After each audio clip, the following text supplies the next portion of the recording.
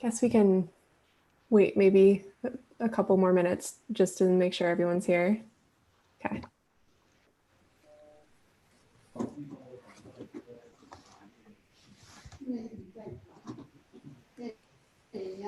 现在他告人家说是放的，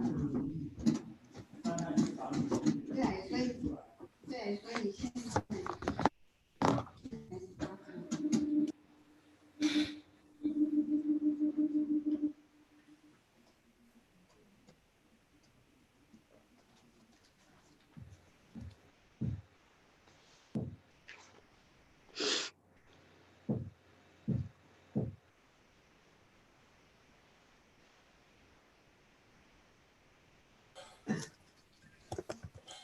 So quiet. Just thinking that everybody's so polite. Yeah, very serious event.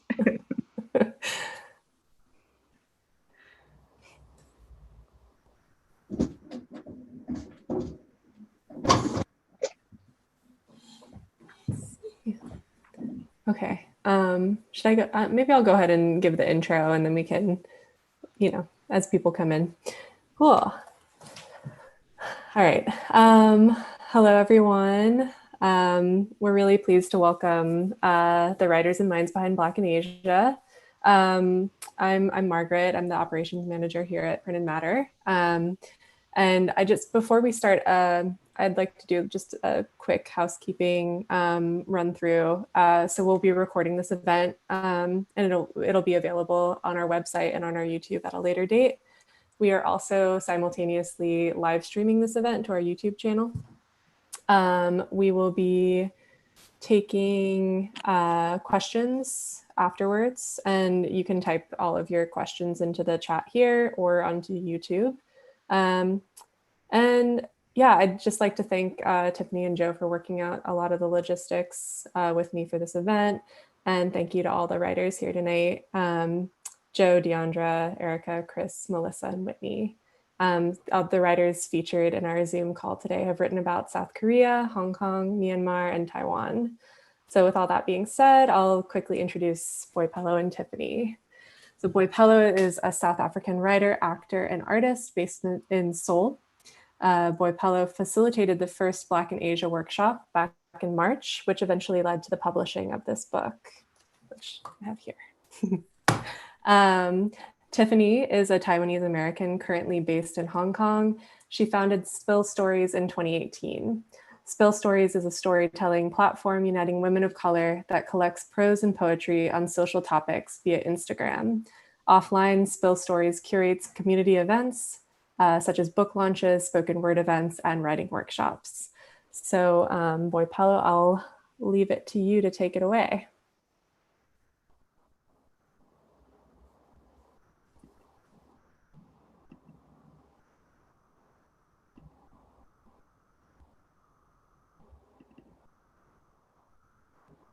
Oh, we can't hear her. Boipelo, we can't hear you. Can? Oh, hello? Yeah, hey. Oh, perfect. Okay, go ahead. Wait, it's my turn already? Yeah. Like, tell us wow. Oh, there was a whole like pause moment and I didn't hear anything at all. Okay. Well, hi, everyone. My name is Boipelo, and I met Tiffany back in March, and was brought on to facilitate the workshop, and it was a really, really amazing experience in the sense that at the time, one of the biggest things for me, at least personally, was the process of like finding my voice and standing true in my voice. And the idea that she came in with, she was very open to like working or reworking and just having like a very open conversation with each other around what it would mean to present like a workshop in that sense for Black folks to really, really speak for themselves. And Tiffany was very open to hearing my ideas and really reshaping everything to what it became. And that was something that I felt was very empowering.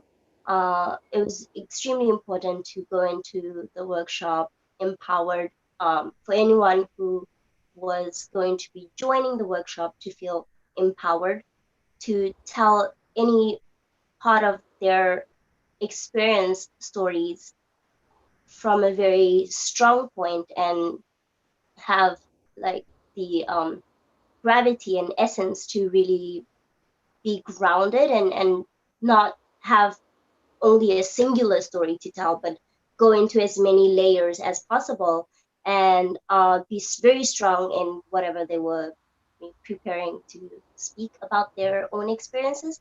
And it was very, very wonderful to be in that process of creativity and uh, harnessing this place and space for people like myself to come in and be like, yeah, I stand strong in being able to tell my story in this kind of space.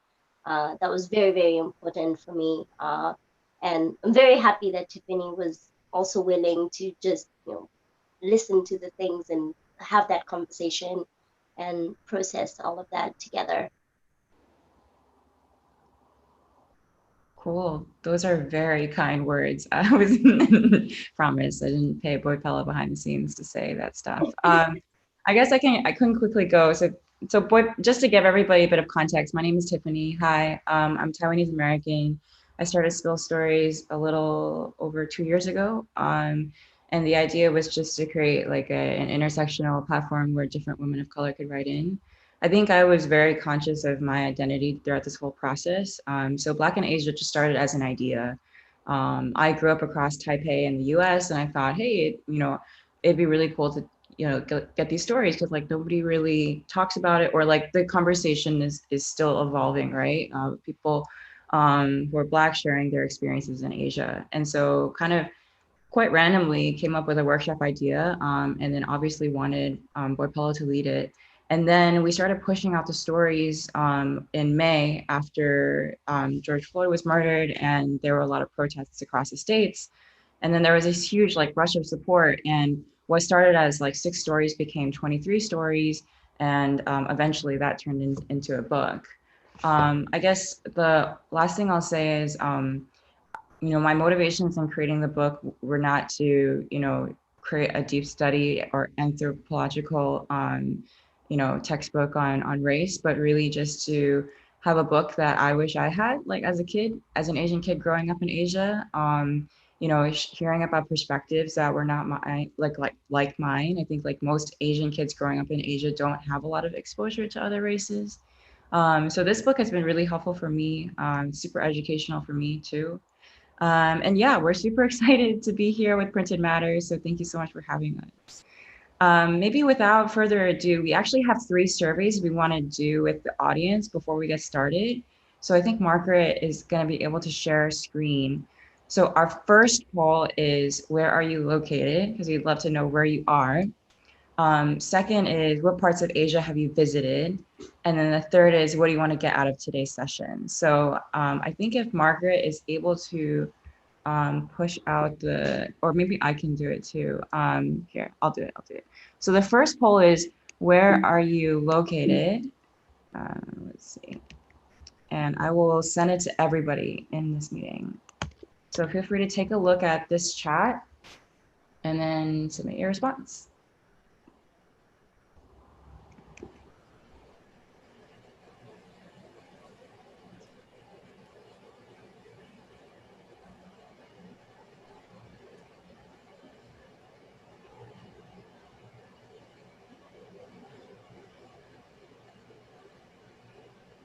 Whitney telling everyone she's from Taiwan.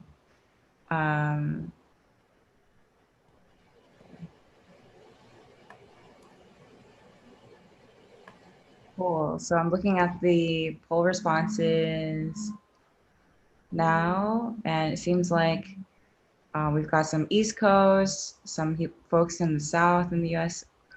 Okay.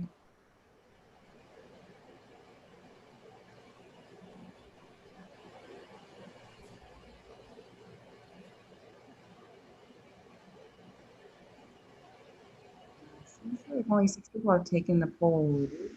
Okay, it's okay. We can move on to the other question to see where all the different results are saying. So yeah, what parts of Asia have you visited? Okay, so a bit of Southeast and East. And then let's see. If you haven't filled out the poll, feel free to fill it out. Let's see.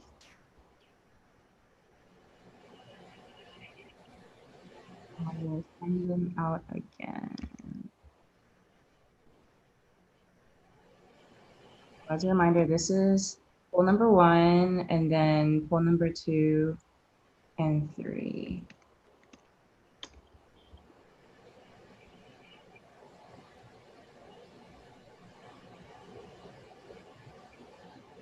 Is it possible to refresh?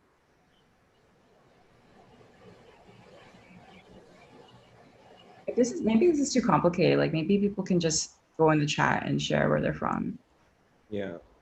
Yeah, so let's just do that. Okay, so just go in the chat and just tell us where you're from, and where in Asia you've been, and what you'd like to get out of today's session. Where we're from or where we're located? Where are you located? Sorry, where are you located? Okay, it's kind of quiet. It's very quiet. My goodness. Yeah. Like I know that everybody who's over here on the morning side of things, we're all hungover, but what's wrong with the rest of you? Hi. Yeah. Let's see. Okay, cool. Thanks, Dee, for telling us you're in New York and living in Seoul. Cool. Okay. Okay, guys, this is great. I feel like the polls are not really working, so I'm just gonna move on. So I think next we would love to actually have the writers introduce themselves. So Joe has been super helpful in this process. So Joe, you want to kick us off? Sure. So I'm Joe. I'm an international teacher, and I'm just going to read a little excerpt from my entry to Spill Stories. So I'm a first generation American born of 2 Nigerian parents from Igbo land. So I think I have always lived a life of duality, of double consciousness, like the sort that W.E.B. Du Bois talks about. I had grown up, lived, and worked within the same 20-mile radius my entire life. After teaching for 4 years in New Jersey, it was time to shake things up. I remember thinking of how Myanmar reminded me of Nigeria in some ways when I first landed. For a time, I took comfort in that familiarity, but the nostalgia soon wore away. I think I can mark almost exactly when that happened. It was when I ran out of the hair products I loved 7,000 miles from the US to Myanmar. And so my story is really about Black hair and the upkeep of Black hair and the difficulty of finding particular products to maintain my 4B, 4C hair. Thank you for sharing. All right. Who wants to go next? So we go, Chris? Yeah. Oh wait, I'm just supposed to talk about myself, or am I supposed to answer? Share Oh, about okay. yourself and then read like a small paragraph from your story. All right, cool. So yeah, my name's Christopher. I'm a Nigerian currently based in Hong Kong.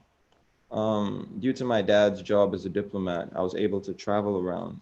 I had the chance to travel around several countries, primarily Russia and Hong Kong in the past. I've spent the last 12 years of my life between Russia and Hong Kong. I've been in Hong Kong for 6 years now, and I'm a filmmaking and drama teacher. That's like my full-time job, and on the side, I organize hip-hop events for artists, aspiring artists based in Hong Kong, just to provide a platform. And yeah, so I'm gonna read a piece from my section of the book that talks about Russia a little bit, because I always like to draw the contrast between Russia and Hong Kong and experiences I have. So people have a lot of stereotypes about Russia, but they weren't reflected in my personal experiences. I enrolled in a language school for about a year before joining a university to study chemical engineering. It's impossible to live in Russia without being able to speak the language. My experiences before and after becoming fluent in Russian were very different. Before, life was lonely. After I found that Russians are naturally very friendly people, which surprised me due to the stereotypes from before. And here I am now in Hong Kong. I'd heard a lot of stereotypes about Hong Kong as well, but my experiences have been slightly different. So living in a place and hearing stories from other people, sometimes it doesn't always coincide. But you know, I'm so happy to be a part of this book because then I get to dissect and tell my personal story and my experiences to people like myself, like Africans in my position who may someday end up in this same position I'm in. So yeah, that's it. Thank you, Chris. Yeah, Chris is awesome. He has a very cool platform called Mama Told Me, so you guys should check it out.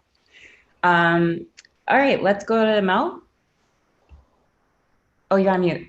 Sorry, okay, I'm unmuted. Hi, everybody.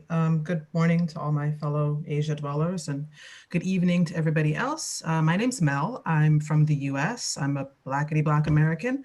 I live in South Korea and I am here. I'm a difference and diversity and cultural sensitivity educator for universities and corporations. So that's what I do with most of my time. I also run a book portal for diverse books and diverse readers called Equal Opportunity Reader, which if you have time, give it a look. And I guess I'm going to read a little piece of my writing in this book. I'm normal to myself. It seems simple, right? The idea of being your own default seems an emotional human right. I am myself and always have been, and therefore I define my own default. My definition of normal begins with me and extends outward rather than the other way around. Yet I realize that some people seem to think I see myself as strangely as they see me. And I guess to unpack a bit, my piece is just about seeing yourself as normal and defining your own Blackness wherever you are, because people often have, projections from media or stereotypes, but our actual lived experience is what defines Blackness and not the other way around. It's what defines anybody's experience and not the other way around. So that's me. Cool. Thank you so much. Yeah, I think Mel's piece has such a strong voice, so it's actually really nice to hear you read it. Because imagine it would be like, you reading it like while I'm reading the piece. Cool. So let's go to Whitney. Hi everyone, so good to finally meet you all. My name is Whitney. I'm from South Africa. Been living in Taiwan for just under 2 years, teaching English as a foreign English teacher. Prior to my relocation, I did a little bit of work, 3 years in the advocacy and activism work in South Africa, specifically in education. And post my relocation, I decided to just dive into my passion for writing, developed my own blog called Let Me Tell You a Story, where I kind of look into my past and my history and share little moments that were kind of like traumatic and unpack them. The themes are centered around my womanness, my Blackness, my personhood. And I really wanted to be vulnerable so that other Black women could take the time to address small traumas they've experienced and kind of deal and heal from that too. So with that said, I'm gonna read my piece. It's called Black Hair is Black Pride. Here you go. This wasn't the first time in my life that I had been openly and publicly ridiculed for having an afro, but it was the first time in which the ridicule was so closely attached to my identity as a Black person, and thus felt like an attack on my personhood and value. All of a sudden, students who were intrigued by my presence in class disassociated and lost both respect and authority. Classes that were difficult to handle were now unruly, and great classes stopped listening to and engaging me. Teachers stole glances at me through the week and regularly attempted to touch my hair to confirm its authenticity. I went home in tears most days of that week, despite the many affirmations I gave myself. And so it goes, almost 2 years in, my riding of this pendulum between celebration and abhorrence, habitually having to reassert my place as both human and teacher whenever I choose to show up as myself in my truest and purest form. My hair is now not only controversial, but it is now also an act of defiance. I refuse to shrink because of how my kids perceive my hair to be, and I refuse to appease them by constantly braiding it. I can only hope one day they can accept it and thus accept me. And if they don't, that's okay too. Thank you. Thank you for sharing that whole story.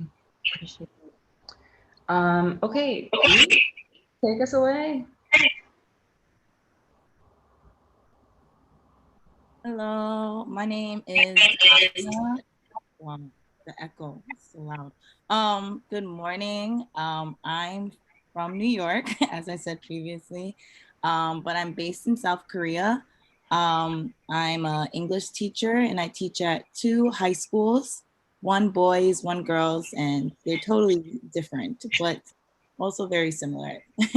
Oh, puberty. Anyways, they're really cute. Anyways, I say that because it's Halloween. So we did Halloween stuff. So I was just thinking about it. They're really cute. Um,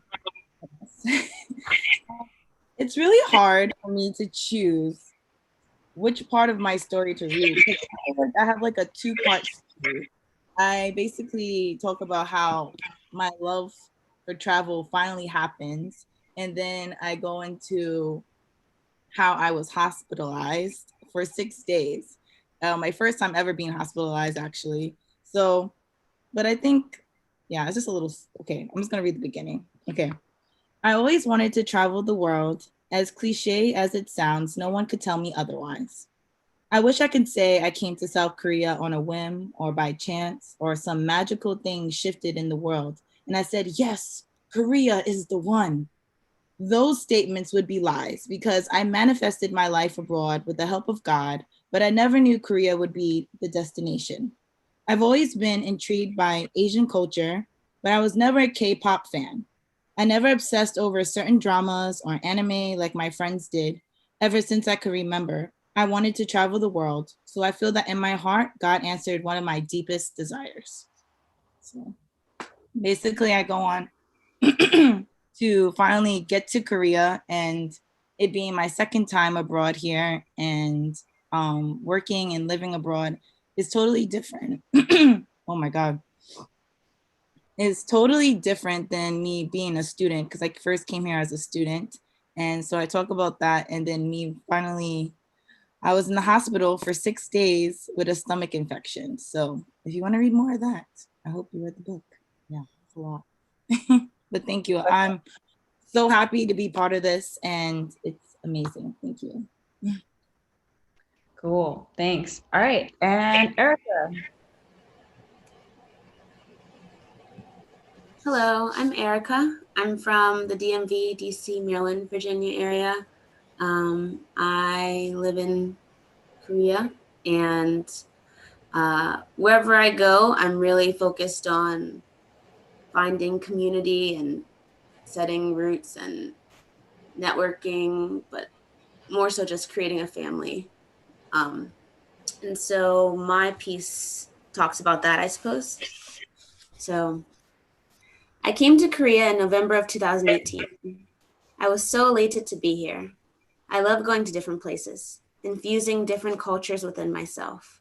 When I first came here, it felt like I was in a completely different realm, truly, and that feeling lasted for months.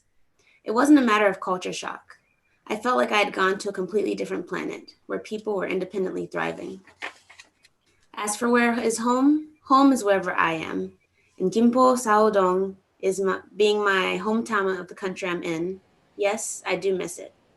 But otherwise, I am happiest here, in Korea. I have my bike, my freedom. No guns coming to harm my skin. I've lost 50 plus pounds here and I'm still improving. Sometimes I want to be invisible. I have large hips and brown skin, so I know I'm very noticeable because of those two anomalies within Korean society. But other than that, I'm okay. I just hate when people try to talk to me in English. 내 마음은 경기도에 있다. My heart is in Gyeonggi-do. So, for me, I feel like when people read my piece, or maybe not because I do say some things, but you might get the sense of like everything is perfect. Everything's not perfect, um, but everything for me is joyful. And so, or not everything, but I find joy and purpose in whatever situation I'm in. And so, me coming to Korea was sort of opposite of Deandra, but it just happened. And let's see, what do I say? I don't know. It's been good. It's been good, and I'm happy to be here, and I'm happy to continue learning and growing as a person wherever I am. Yeah. Cool. Thank you for sharing, Erica. So what's going to happen now is I'm going to just ask a couple questions, and then, if you're dialed in and you want to shoot a question to us, feel free to do it in the chat box, and then I'll just pick it up and kind of riff as we go. So please feel free to ask whatever you want to. And in the meantime, I'll just kick us off. So Erica, I actually kind of want to follow up on that point. So you said that not everything is perfect, but everything is joyful, which I think is a really thoughtful remark. Can you share a little bit more about what made you move to Asia, and just expand on what you just said a little bit more? Like, can you share an example of something that isn't perfect but is joyful? So, I started learning Korean a few years back, just randomly. And I applied, when I was in university, I applied to this government program that would pay for me to study abroad. And I didn't get in once. And then I applied the next summer, I didn't get in. And so I said, screw Korea. Who cares about that country? I'm never going to there. And so then the summer of 2018, I was in Puerto Rico with my friend, and she was just talking about like some online teaching classes. And I was like, okay, send that to me. And so I interviewed, and it was about teaching online for China. And so I asked them, oh, are there any in-person opportunities? Because I just graduated university and I wasn't ready to start an engineering job. And so they said, oh yeah, we're connected with South Korea. And so then they said, just send your information. And I did. And then that was in like July. And then in November, I was in Korea. So that's how I came here. Also part of that journey that not many people know is that when I got a job, so I got a job sort of quickly, but I looked up the questions you should ask before you move here, because you're changing your entire life. So I emailed the teacher that was working at the Hagwon where I was going to work, like 20 questions, like really detailed questions. And the boss didn't like that. They said they didn't like my attitude or something. I don't know. And then they said they canceled it. And so my entire family, everyone was like, Erica's going to Korea. And I'm like, yeah, I am. But I didn't have a job. So this was now maybe, I don't know, like July, August, September, maybe, I don't know. But I said, okay, I'm just going to do something every day that gets me to Korea, whether that's in my town, Silly, whether that's eating Korean food, studying Korean, applying to the job, obviously, watching a drama, listening to Korean music. Every day I'm going to do something that gets me to Korea. So then I had a going away party, still no job. And it was a very nice going away party. And they asked me, when are you going to Korea? I said, I'm going to leave in November. And then I got a job and I got here in November. So, but also during that process, I had several interviews, and I could tell that as soon as they saw me, they weren't going to choose me because of my Blackness. And I would just try and make myself look, I don't know. That was a very sad time, those 2 weeks of like trying to make myself be what I thought they wanted me to be, because it's like a Skype interview. But yeah, after I got the job, I told my dad, because I didn't tell anyone, I just kept it to myself. And he said, oh, that's why you've been acting that way for the past few weeks. But anyways, now in Korea, like, for example, I guess racism. In the US, racism is really, there are microaggressions, they're in your face, there's whatever. But in Korea, I don't know, in general, I feel safer here. Like sometimes I think about going back to the US and not feeling safe and worrying about my family.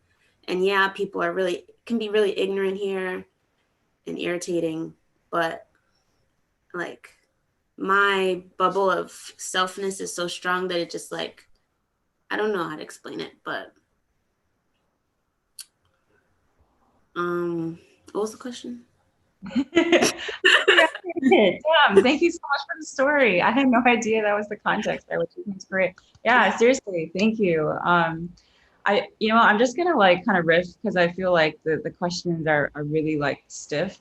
I just wanted to open up. So something you talked about was like kind of creating a bubble of self. That you kind of like use to protect yourself and work through the world. And I really feel like, when you're talking about the sad period of your life of like trying to come off as like the person that you think the other person wants you to be.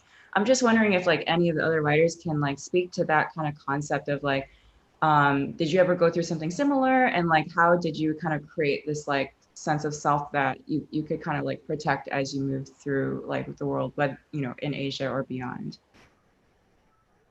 Well, I kind of think in the US, there is this idea that Blackness is a monolith.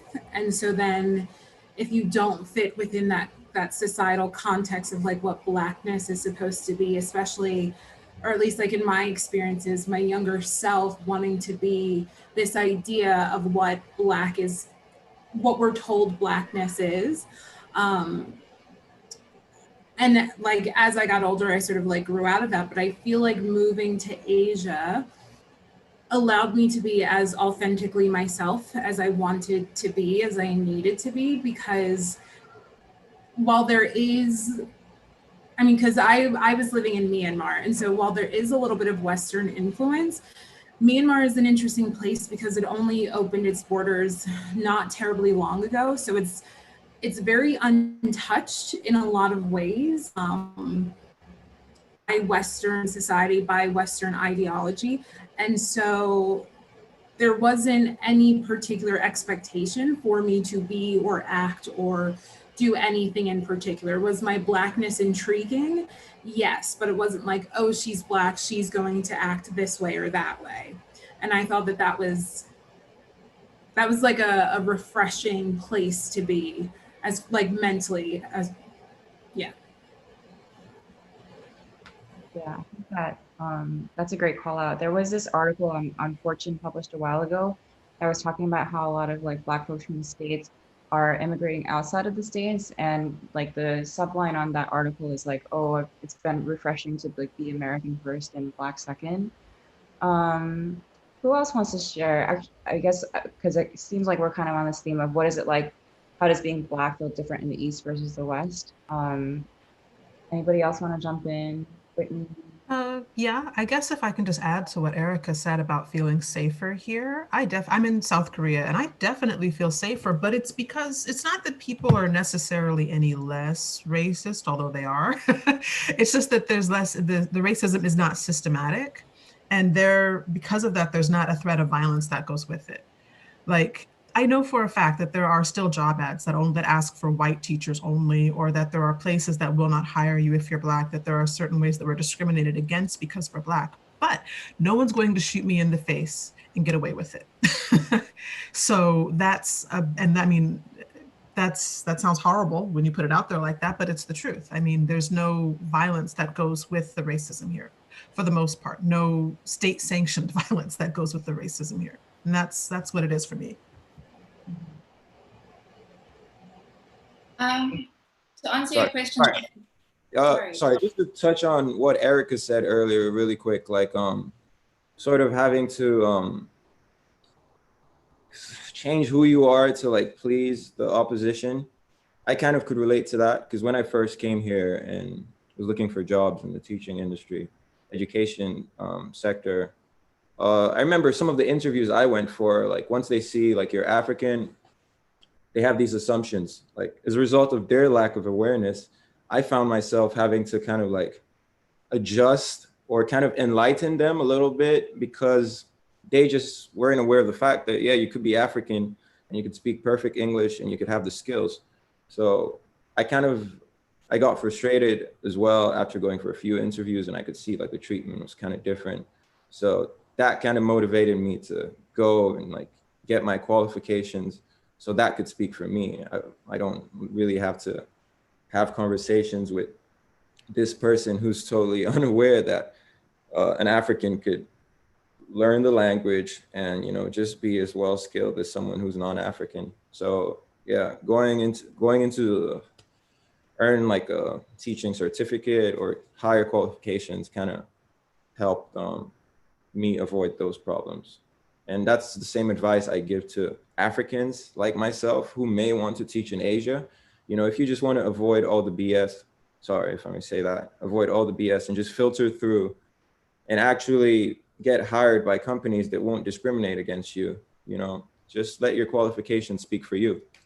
Because if you're going to have to rely on, you know, the companies hiring you, you're going to encounter a lot of challenges and you might get frustrated. So yeah, that's that.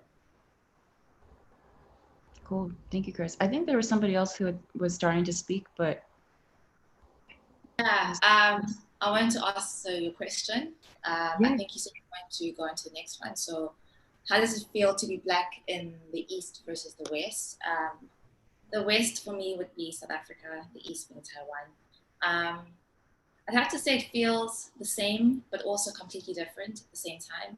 I'm Black wherever I go, so I have to deal with the fact that, you know, I present as a Black person, and that's how people view and see me, and it comes with its own issues.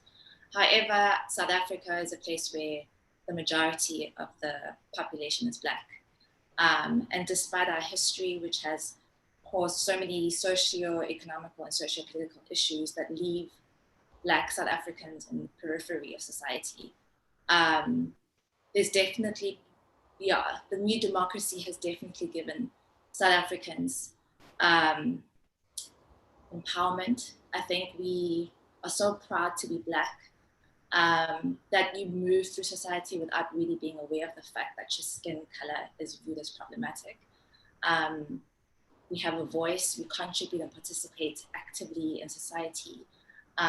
We're thought leaders, we're political leaders, we're academics, and I think we definitely are a pivotal part of South Africa's fabric.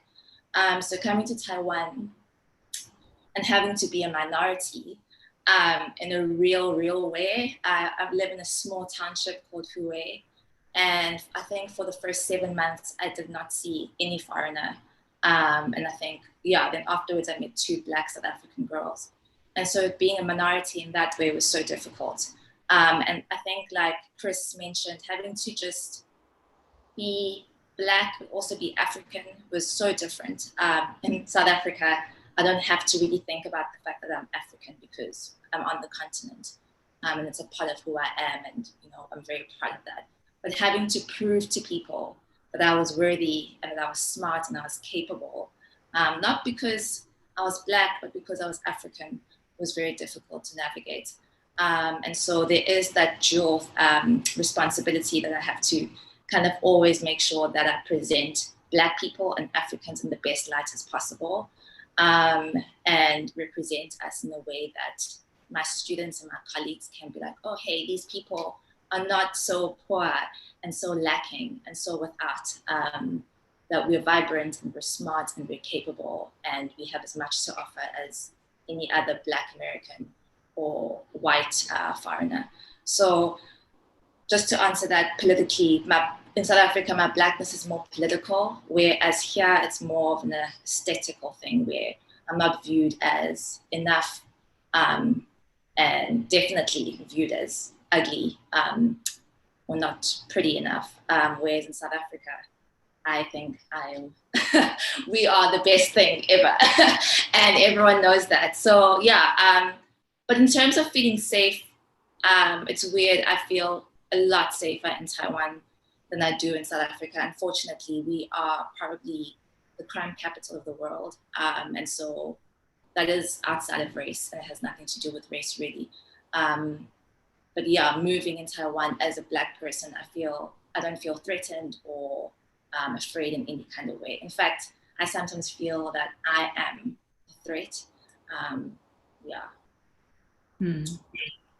Thank you so much for sharing. It's interesting that a lot of people have talked about feeling safer in Asia. And one thing I wanted to do was just take a step back and also, you know, Whitney was talking about politics. Obviously, a lot of this book was inspired by like a lot of the efforts and rallying behind Black Lives Matter.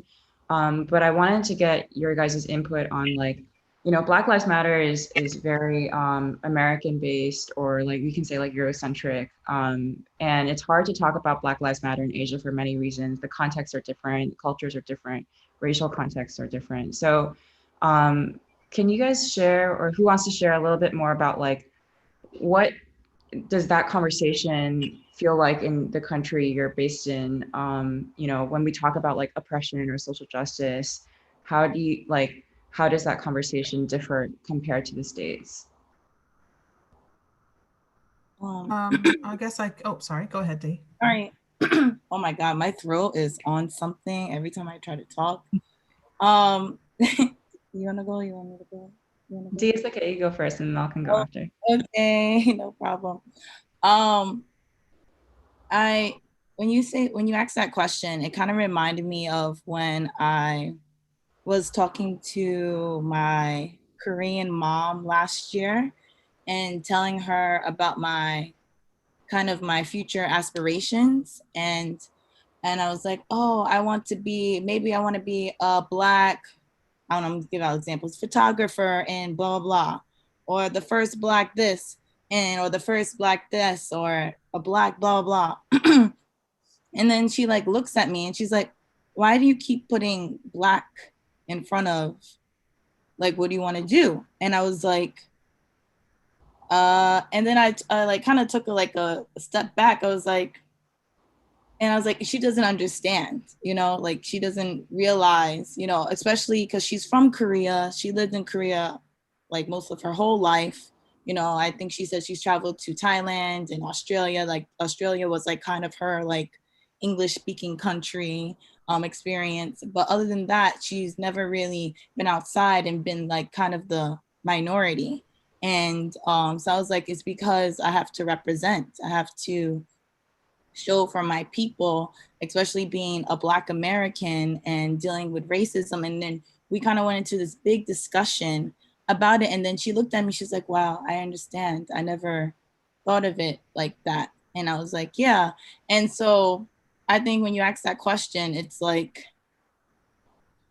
I feel like being Black over here, it's kind of always me representing and showing my representation. And what was I gonna get at? Sorry. So basically what I was trying to say is that being Black over here has showed me that I want to represent for who I am, but the movement itself, a lot of Asians need education on, like my students, they're like, Black Lives Matter teacher, what does that mean? And for example, I gave them a topic, an essay question. And one of the questions was, what is social media activism and what are the pros and cons? And I gave them the example of Black Lives Matter. I was like, you guys know Black Lives Matter, right? And they're like, yeah. And then they was researching and they were asking me what it's like being Black in America and how is it, have I dealt with racism? And I feel like those simple questions, or just allowing to open up that platform for them, it helps them further understand and gives them a little bit of light. But first you have to kind of like pose the question or show them, but they're not going to automatically know what it's like, especially being the majority, if that makes sense. Cool. Thank you, Dee. Mel? To kind of add to that, actually, it's really good that you pulled out the point that a lot of people in Korea anyway, the need is for education, because people really aren't familiar at all. I do some work. There is a Black Lives Matter group in South Korea, and I do some work with them. And the focus is on education, on kind of putting topics out there for Korean people, things that we get asked, questions that we get asked, kind of explaining what they mean. Things like understanding that blackface is wrong and racist, even if you do it in Asia, right? So just things like that, putting out just education and getting our voices into media outlets and discussing these issues. So that's kind of been the focus of the Black Lives Matter sanctioned group here in South Korea anyway. But I think overall, I think that it's interesting because I spend a lot of time in Southeast Asian and other migrant communities here that are not Western, but are not Korean. And the context in Korea is a little bit different in that way, in that there's kind of, the line is foreigner Korean. It's not necessarily like Black, white, or anything like that. So it's foreigner Korean. So I spend a lot of time with foreigners who are not from the West, but who are not Korean. And they instantly understand Black Lives Matter. They have no problem metabolizing it at all because they are Southeast Asian or they are Central Asian and Muslim. They get it. But I think it just goes to show how much issues of prejudice and issues of racism are connected to privilege, because it's very easy for people who are not as privileged who live here to understand them.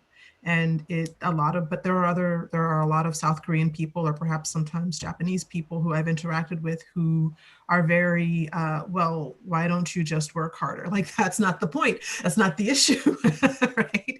So it's kind of interesting to kind of see how that dynamic plays out in terms of privilege, even though race is not necessarily the central point for a lot of people here.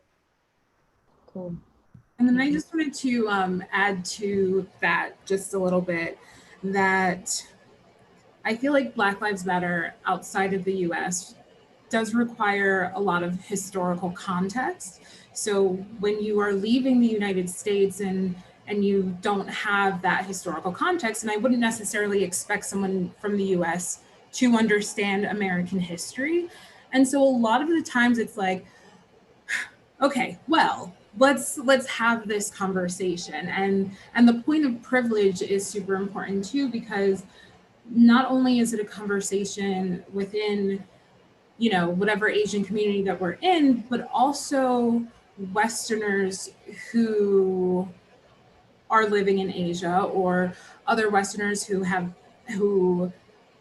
left their own sort of environments. And I'm just thinking of a coworker whom I really had to sit and explain Black Lives Matter, because his whole point was, well, you're American, you're privileged, you're educated, like this isn't a thing that impacts you. And I'm like, well, that's not quite how it works. Like, as a Black person in the United States, the thing that is seen first is my Blackness. If you never speak to me, if you only see me walking down the street, that is what you're going to know about me primarily. And so having to have the conversation not only about privilege, and then having the conversation about white privilege, and then thinking about how Eurocentric beauty standards and ideals are pervasive within a lot of Asian cultures. There's like a lot of cross-referencing that has to be had before many groups of people fully understand the importance and the relevance behind Black Lives Matter. Cool. Exactly. I mean, we don't necessarily know Asian history when we come here to begin with, so there's no reason that we should expect people in Asia to understand ours, though there is that need for some mutual exchange so that we can all be on the same page before something like Black Lives Matter becomes relevant, really. Yeah. One of the things that I find is in Hong Kong, it's really hard, really hard to even talk about Black Lives Matter, because like, as everybody knows, like there's so much happening in Hong Kong politically that there was this like police video that went viral of this like policeman like mockingly saying into the camera like, Black Lives Matter, Black Lives Matter, this isn't America, this isn't America, like basically like F off. And there was a woman, she was Black, she tried to organize a rally in Hong Kong, and then due to the political situation in Hong Kong, she was actually denied the permit to have like a rally. And then there was like a lot of negative sentiment around it to begin with. So I do feel like in certain parts of Asia, probably, you know, including many countries that have like big social movements happening, it's hard because then all of a sudden it feels like these social movements are like competing against each other for attention, for airtime, when it really shouldn't be the case. And I don't know how to navigate that either, but I do feel like, you know, one thing that's central to what everybody has said is like education is just so paramount. Because these people like in Asia, like I wasn't educated about race when I was growing up in Taiwan. Like no kid is like sitting in a classroom thinking about like the ethnic minorities of those countries in their classroom. So Yeah, I think the cause is important, but how to go about it is extremely challenging. So I applaud those of you who have tried. Okay, I think it would be great I know we've got 8 minutes left. If anybody in the chat has any questions, feel free to share. But I think we can end on a note of, I'd love to know how you guys are creating community around you in your respective countries. So given the complexity of like the experiences we've talked about, how do you find like your people and create a sense of home for yourself?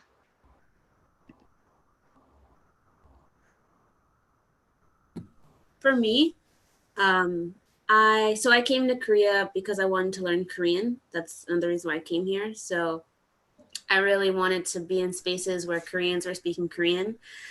And I also like am very active in general. So one community is like my taekwondo-jang. Like there they speak Korean like 90% of the time, 95% of the time. And they're all Korean. And so it's just like I made a family through that. Through a non-Korean way, my motorcycle crew, there are some Koreans in that, but that's one community. And then just the person who does my hair, she's Korean, and well, like through her, I've created a network, and we're like really close now, like family.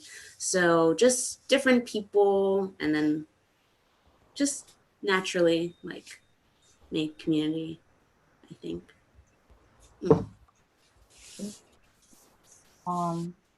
I was I was lucky with one of the programs to get into Korea as a teacher is called Epic. So I was lucky enough to go through that program and get accepted and have an orientation with other like-minded teachers that came across from the different parts of the world. And so I kind of formed like a community within that and have like my really close friends that I meet up with occasionally and talk to almost every day, some of them.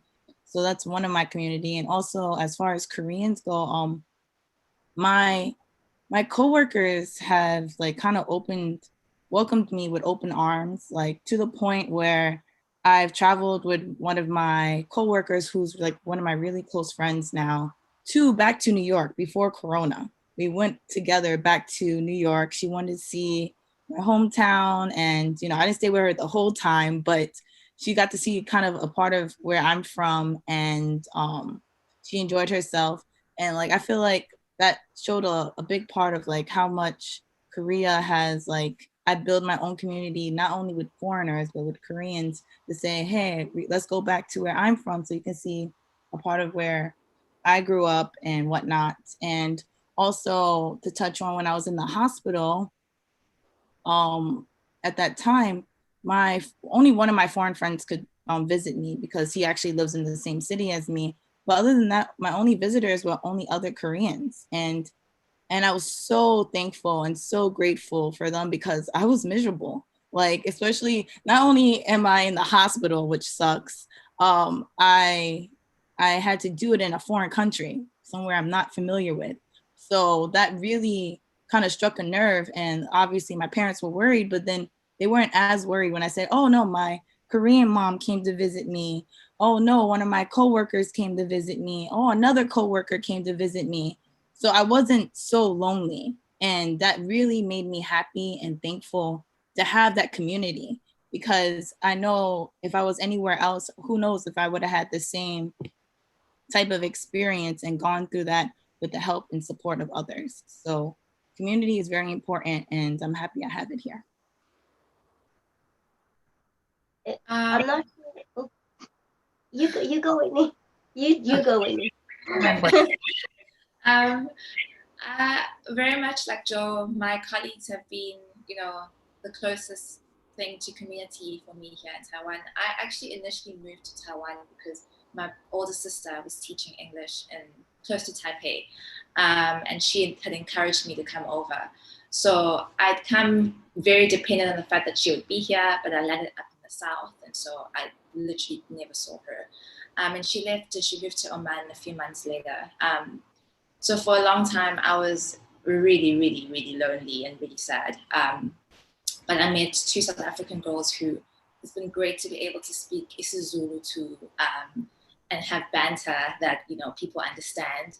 But my colleagues have been so great. They've shown me around. I've traveled around Taiwan with a couple of them, and it really made me feel at home. So I think my workplace really has been so safe and warm and comforting.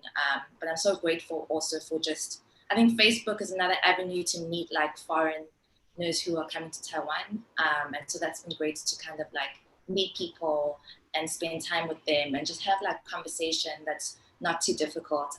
Where people literally do not speak English. So I have to use my phone a lot because I'm really bad at learning languages. So I know minimal Chinese. And so Google Translate is how I literally live here. But yeah, apart from work and the two South African girls and my flatmate, who's fairly new, also from Cape Town, South Africa, I've made friends at my favorite coffee shop and at the 7-Eleven. So that's as far as it goes, yeah. Boy, over to you. I was just gonna say that for me, like the strongest part of community since moving here has been theater, which I've been like grateful for the fact that it's or just arts in general, and I've been grateful enough that it's allowed me to come in contact with people from very, very different parts of Asia, as well as just the world in general. So that's been really, really amazing, like being able to span like my understanding of the world in that way. The thing that was like funny about the sense of community for me, at least moving here, was how very similar, because I am also from South Africa. I didn't get to say that in the beginning. But I'm from a very, very small town. And when I moved here, I thought I'd be not in a small town, but it felt like leaving home to come home. So in a way, I got to really, really understand my own culture by seeing the similarities between Korean culture and my Setswana culture, and how there are some similarities that like overlap in a way. And just that in general has been very powerful. Cool. Thank you, Papello. Anybody else have a last comment? I know we're at time. Thank you so much for joining and sharing your perspectives. Any last words? Wanted to touch on one more thing. Before I mentioned Korean community, also being Black in Korea, there's like a Black women's group chat and such. And so I've met a lot of wonderful Black women through there, and a nice networking community there. So I want to touch on that as well. Cool. Awesome. Thank you very much. Yeah, I think I'm still in like an expat group in Korea, even though I've never lived there on Facebook. Cool. Hey, this was awesome. Thank you so much for everybody who joined. It was a great discussion. Joe or Margaret, you guys want to say any last words?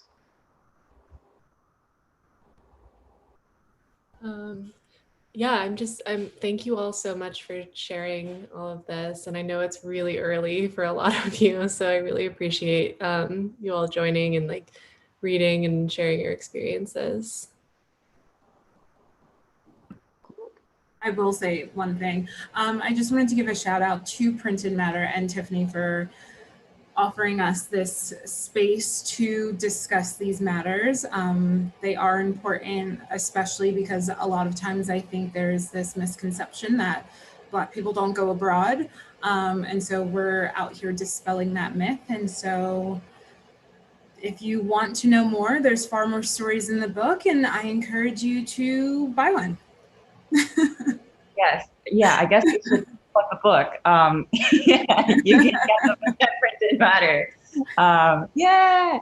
And if you want to keep in touch with any of the writers, if you go to the event on Printed Matter, you'll see all their social handles, or you can go to Spill Stories, and like the most recent posts have all of them included. So feel free to contact them, learn more about equal opportunity, which Mel leads, or talk to Chris about Mama Told Me. So yeah, feel free to just keep in touch, and thank you for listening to our stories. Cool. Thank you. Thank you so much. Thank you, everybody. Peace. Thank you. Have a wonderful day or night. It's so good to meet you all. Cheers. Yeah, nice to see you. Thank you. Bye. Bye.